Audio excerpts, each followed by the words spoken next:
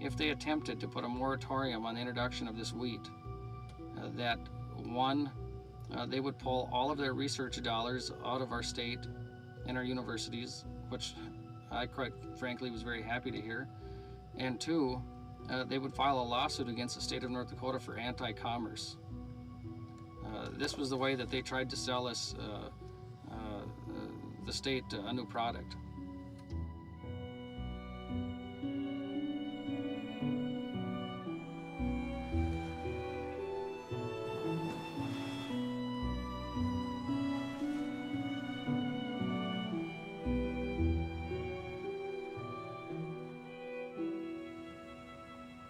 In the past, there were public institutions that supplied the farmers objective analysis of new technologies.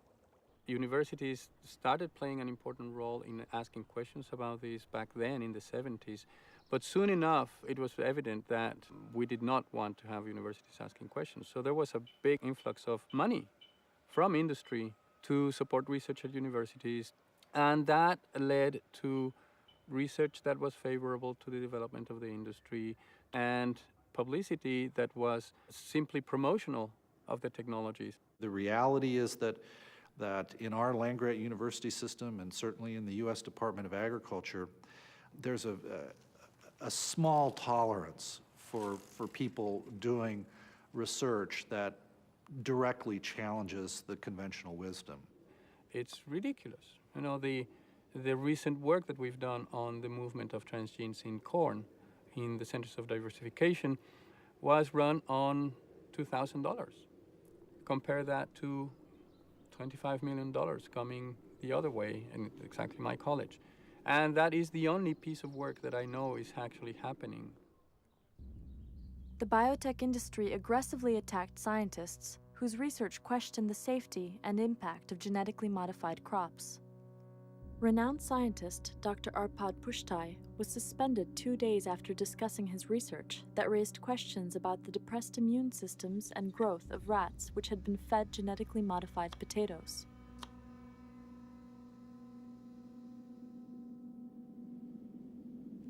Cornell University researcher John Losey found that when caterpillars of the monarch butterfly were fed Bt corn pollen in the lab, 40% of them died unexpectedly. His research was denigrated by the biotech industry.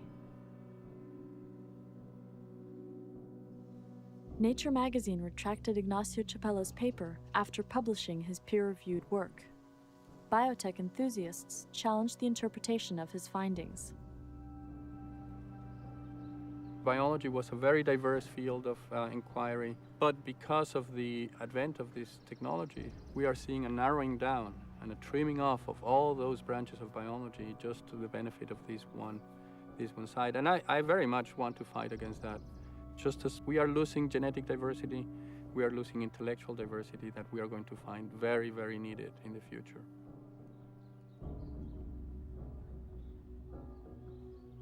The conventional wisdom in the U.S. today is that ag biotechnology is progress. There's not a lot of encouragement for young scientists to carry out research that might raise questions about that basic judgment. The corporate control of genetic research is not limited to the field of agriculture.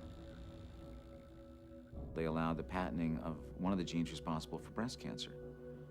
And many researchers who'd been working on a cure for breast cancer were no longer allowed to use that gene in their research because another company had patented it and charged them very, very high fees. Some of the major pharmaceutical companies have gone into university laboratories and sued those laboratories and sued researchers who are using the genes that they own. This is probably the largest private takings of what should be the commons that we all own in common that you could possibly imagine. And I think one of the most disturbing economic trends of our times.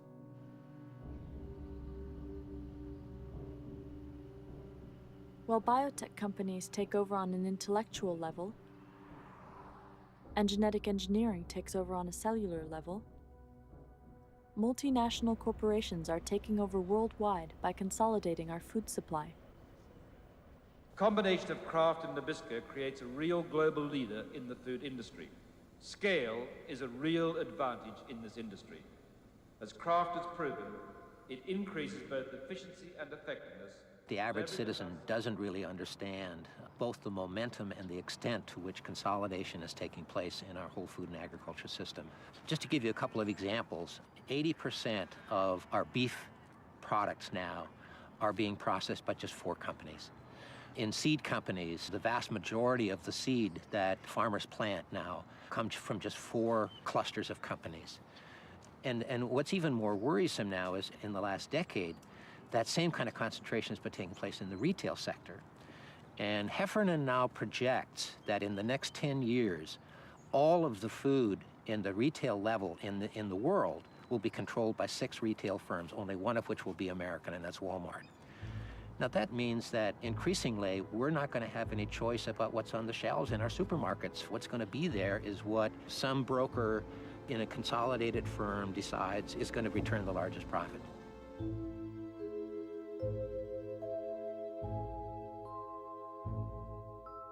One of the problems that the biotechnology industry has is that it's done nothing for the American consumer.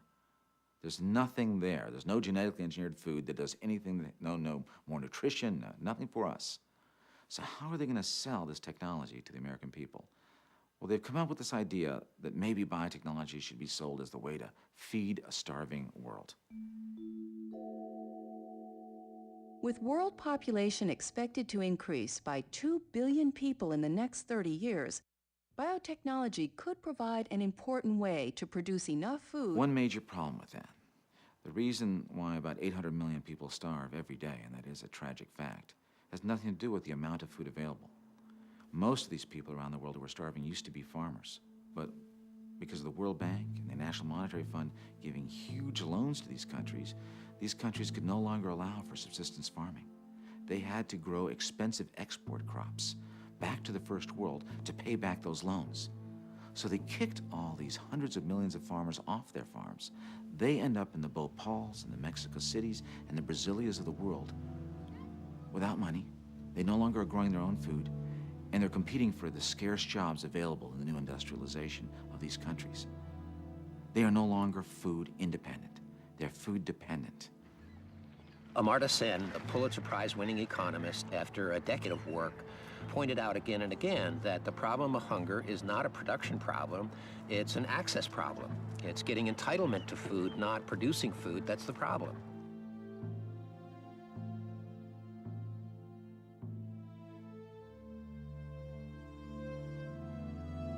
We're in fact overproducing the major commodities to the extent where farmers can't recover their production costs. And so we have huge subsidies. You know, we have 800 million people on this planet right now who are malnourished in an era of overproduction where farmers can't recover their production costs. When wealthy countries subsidize their crops, they undercut the markets of developing countries.